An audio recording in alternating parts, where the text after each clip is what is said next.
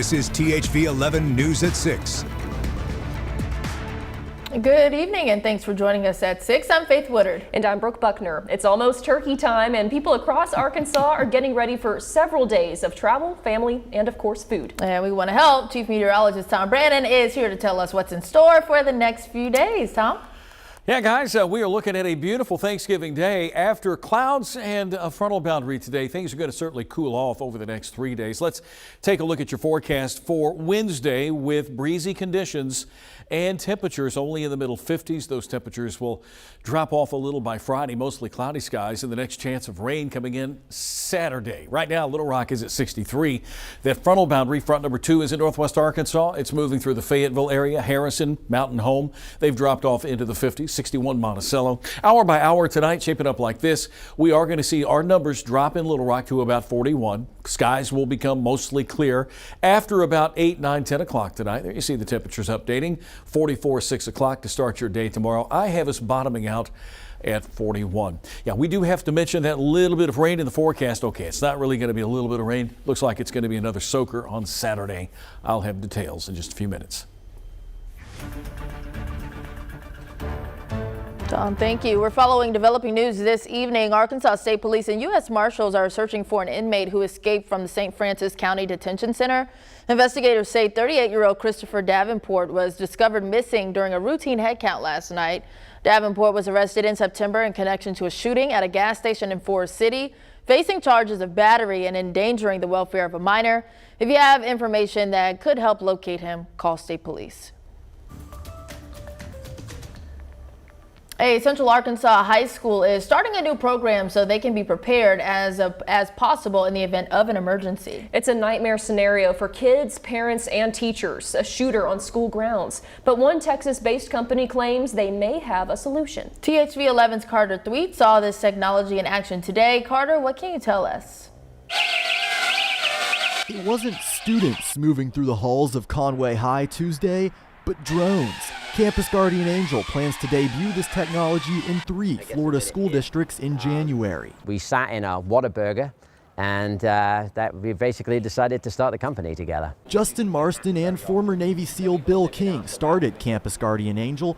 On Tuesday, they demonstrated their drones at Conway High, where Director of Safety and Security Eric King says he's intrigued. To be able to see things like this, especially for the first time and see it live, it just it really opens your mind up to what all's out there and what all is available to help them keep kids safe. The drones are stored in a box on campus, and if a silent alarm is triggered during an active shooter incident, can be piloted by folks like these all the way in Austin, Texas. They start out with lights and sirens and can even give a message to drop the weapon.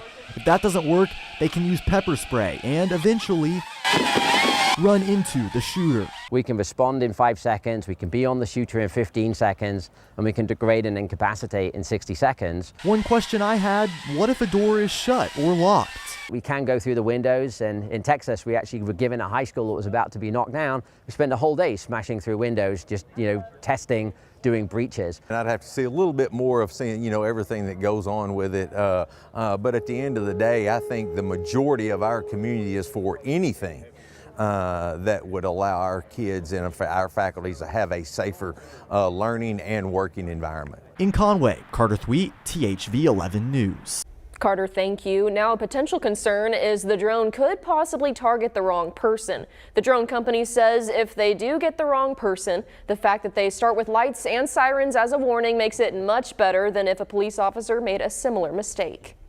Fordyce, Conway, and Devil's Den, all 3 places that have had a mass violence incident. During those events, the Arkansas State Police step in as an assisting agency to help local law enforcement to help keep those in the community safe. Now, ASP is starting a new initiative aimed at getting those areas ready before an incident happens or happens again. It's likely to happen again. So this is more of just a holistic approach, like a 30,000-foot overview, not just law enforcement, but the law enforcement response, maybe the preparation before to mitigate an event like this. Tonight at 10, we're taking a closer look at the initiative and why state police say it's needed now more than ever. New at 6, a new report from the University of Arkansas shows tobacco use here in the state is above the national average. Claire Everbach shares what else the study uncovered. Nearly 10,000 Arkansans participated in the survey, the largest health survey in our state's history. And researchers say it's not only helping them understand how many people are using tobacco, but where. When it comes to the numbers, the survey shows around 24% of Arkansans have used tobacco in the last month, which is quite a bit higher than the national average of 18%. Arkansas really competes for the bottom with respect to a range of health metrics consistently year after year. And so, tobacco use is no exception to those metrics. Michael Nino, Associate Professor of Sociology at the U of A, says when conducting the research, they saw the numbers fit into a larger trend: overall poor health across Arkansas. It also costs the state nearly $1 billion every year, right? So both, the cost of life is significant, but the economic and social resources that we lose year after year tied to preventable tobacco-related deaths is also substantial. The survey also tracks high-risk areas, which helps researchers target interventions in places that need it most. If you're looking at geographic distribution, you're seeing that it's mostly concentrated in rural areas, and then you have all these other underlying factors that are potentially explaining these patterns, like gender and race and income and food insecurity, etc. Nino says the data shows how health outcomes can vary from one community to the next. This isn't just a story that tells the whole of Arkansas, that there are differences depending on where you live and who you are, and we're trying to better tell that story. Nino says the survey will be conducted every year and hopes to continue learning more to improve health across the state. California is the only other state to conduct a similar survey. Claire Everbach, 5 News. Thank you, Claire. With Thanksgiving just 2 days away, organizations across Central Arkansas are doing their part to make sure everyone is taken care of this holiday season. And this was the scene at St. Mark Baptist Church here in Little Rock earlier today. The church hosted its annual Thanksgiving Feast of Hope. People got a hot meal as well as sleeping bags and clothes. Outreach Pastor Alan Graves says events like today's are what this time of year is all about. It's truly a blessing to be able to be a blessing to our unhoused neighbors, our brothers and sisters, as well as all who stand in need.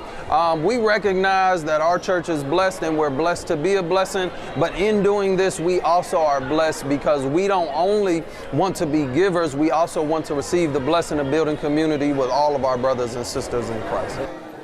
Everyone who attended today's event also received health screenings, hygiene kits, legal services, and other resources.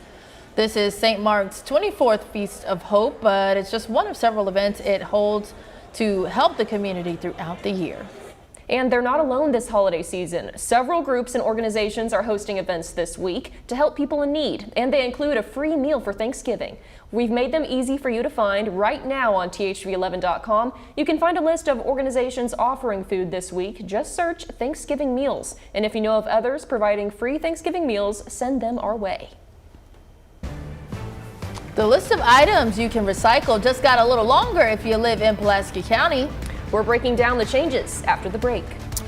Well, tomorrow after a frontal boundary, it'll be breezy and much cooler. Look at the numbers, a good 10 to 15 degrees cooler than today. We'll shoot for 55 tomorrow. I'll have the rest of your Thanksgiving holiday forecast, and I'll look forward to the weekend.